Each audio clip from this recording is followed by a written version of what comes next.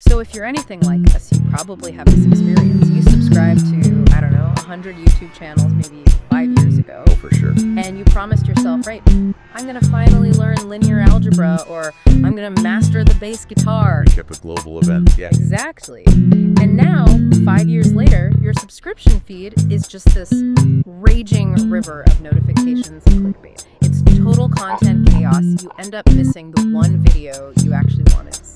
And that feeling of being perpetually behind, it's completely rational. It's a kind of content anxiety. The platform just isn't designed for organization. It's designed for scrolling. It's designed for endless addictive scrolling. The system wins when the noise just completely drowns out the signal. And that is exactly why we're dedicating this deep dive to one of the most powerful third-party tools out there, PocketTube, the YouTube subscription manager. We've pulled together a huge guide here from articles, user reviews, even developer notes to break down how this tool can turn that chaos into a curated, actually manageable library. Yeah, and our mission today is really focused on you, the learner. We're going to walk you through the core features that give you control and a step-by-step on how to actually set it up. Right. And maybe most importantly, we'll get into some powerful strategies that turn this from just an extension into a tool for digital well-being, for achieving that inbox zero for content. Okay, let's unpack that. Let's start with those core features. The foundation of control. The flagship feature seems to be subscription groups. That's it. Think of them as the custom labeled folders you always wished YouTube had built in. So instead of one giant mixed up stream, you get to categorize channels into collections you create yourself. Tech tutorials, news analysis, background noise, whatever you want. And what really stood out to me from the sources is how well it integrates. It's not in some hidden menu, right? Not at all. The groups appear right in your YouTube left sidebar, and they basically replace that giant long list of channels you never look at. It just instantly cuts down on the visual clutter. It reduces that cognitive load. It does. But here's the really clever part. One channel can belong to multiple groups. Oh, okay. So you might have, say, an economics channel. It fits in your high-priority must-watch group. But maybe it also belongs in your weekly digest group. That flexibility is just key for the strategies we'll get into later. That makes a lot of sense. The same channel can play different roles different times. Okay, so moving beyond folders, there's this thing called deck mode. What is that? Why do I need it if I already have groups? Deck mode is essentially your personalized content dashboard. If you've ever used TweetDeck or Trello, it's that kind of multi-column layout. Ah, right. It just takes the groups you made and displays them in side-by-side columns right inside YouTube. But wait, if I'm looking at deck mode, how do I stop myself from getting overwhelmed by 4 columns of content instead of just one? Doesn't that just move the clutter around? That's a really fair point. The benefit isn't about consumption. It's about scanning efficiency. Instead of scrolling down 50 mixed videos, you can instantly scan, the first few headlines from your news column, the first few from long-form analysis, and the first few from your comedy all at once. It's a quick, intentional triage. Got it. So it's a tool for rapid prioritization, not just watching more stuff. But organization only works if you have good cleanup tools. What about the custom filters? The feed filters are the real workhorses here. The most effective one, according to basically every power user, is the hide watched filter. You click this little eye icon and poof, any video you've seen just vanishes. It helps you clear your queue. That is huge. That's exactly what you need for that backlog anxiety. And I saw the filters get really specific, like you can filter by video duration. Precisely. You can tell a feed to only show you short videos, maybe under 5 minutes for a quick break, or only long ones over 20 minutes for when you have dedicated focus time. Plus, you can just instantly filter out shorts and live streams. Perfect. And before we get to the setup, what about maintenance? What if I have 500 channels I haven't watched in years? That's where the management tools come in. Specifically, a feature called Subscription Health. Okay. This is for the ruthless curator. It automatically detects and flags channels that have gone dark, like no uploads in 6 months.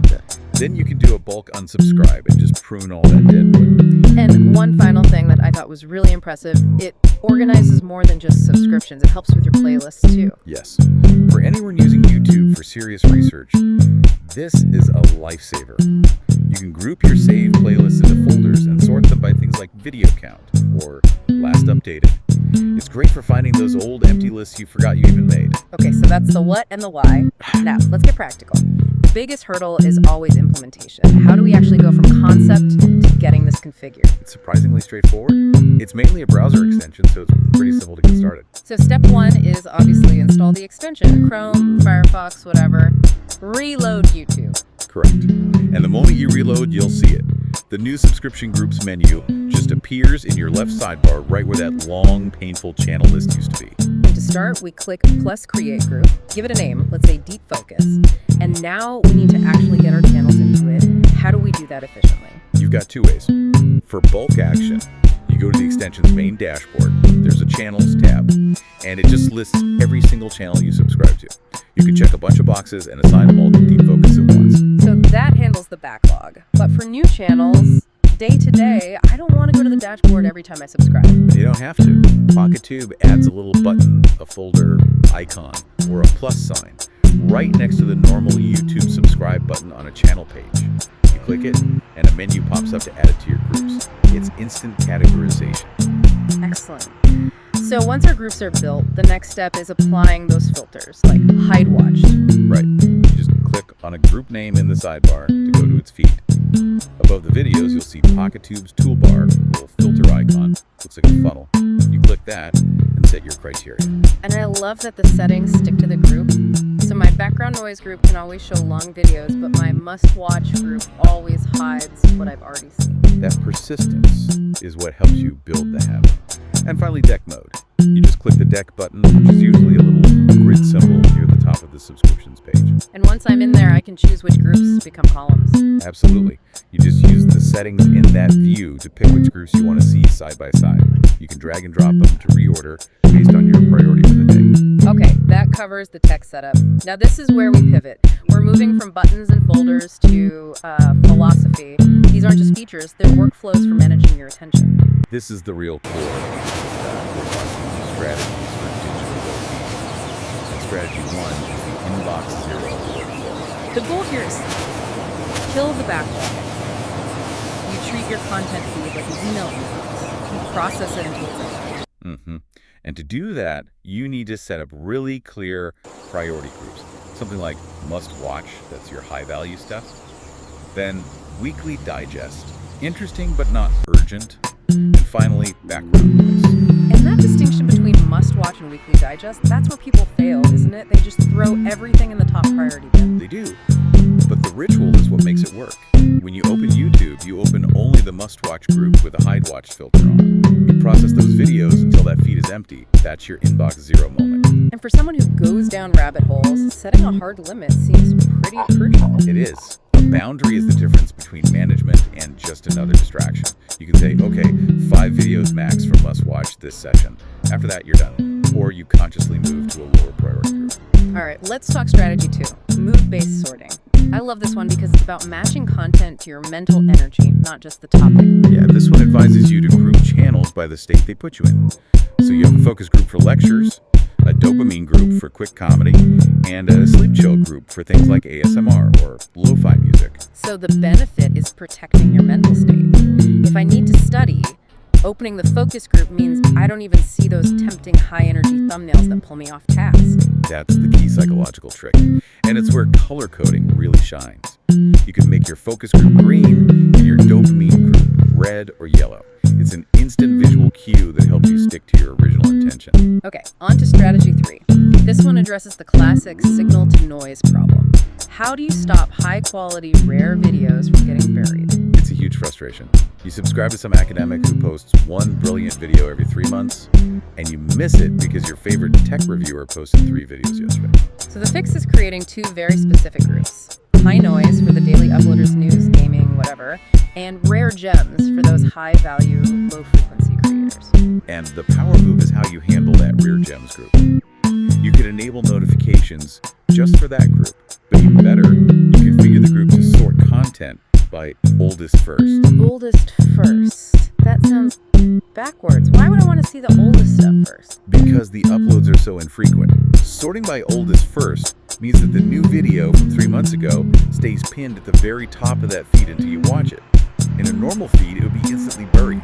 This keeps the signal alive. Wow, that is a fantastic power user tactic. Okay, last one. Strategy 4, the content gardening system. Right. all about maintenance. You have to be intentional. You schedule a monthly check-in. This is when you use that subscription elf tool to find inactive channels and just bulk unsubscribe. And the sources had a great tip for this, a trial subscriptions group. Yes. When you find a new channel, you put it in there first. If a month goes by and you haven't watched any of their videos, it's a clear sign they're not actually adding value. So you unsubscribe. Instead of letting them become permanent clutter, it's a filtration system. These strategies really do change your relationship with the platform. But we have to address the technical reality. What are the limitations, the caveats of using a third-party tool like this? Right. The main thing to understand is that PocketTube is an amazing project, but it's maintained primarily by one developer, Dima Navok, and it relies on the YouTube API. So when YouTube changes its interface, which it does all the time, it can sometimes break the extension temporarily until the developer puts an update. So there's a certain fragility you just have to accept. What about performance? For those of us with massive subscription lists. Yeah, if you have a huge list, we're talking 1,000 channels or more, the extension can get a bit memory intensive. Users sometimes report loading delays of, 15 to 30 seconds while it sorts everything. It's just the price of organizing at that scale. And a really critical point, mobile use. That's where a lot of us watch content. Absolutely, and the deep dive makes it clear. This is fundamentally a desktop productivity extension. There's a mobile app, but its features are significantly limited. So it doesn't really sync perfectly. Users report a lot of issues with sync, and it often fails to load really large subscription lists because of API limits on mobile. So the heavy lifting, the grouping, pruning, all that, it has to happen on desktop. The mobile app is more for consuming what you've already organized. Precisely. Yeah. You build the control panel on your desktop, and then you try to follow your own rules when you switch to your phone. So what's the takeaway here? The synthesis is pretty clear. PocketTube gives you the power to set intentional boundaries.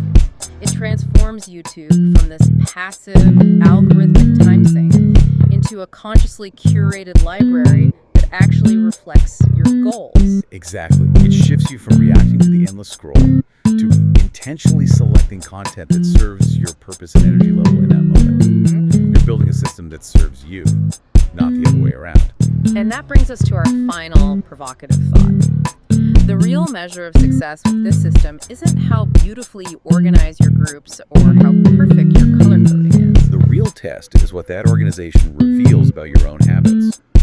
By sorting your content by priority, you force yourself to see the gap between what you think you want to learn, that must-watch group, and what you actually consume, the background noise group. This system doesn't just manage your videos. It manages your attention, and it forces you to confront where you truly spend it. Go take control of that feed. We'll see you next time on The Deep Dive.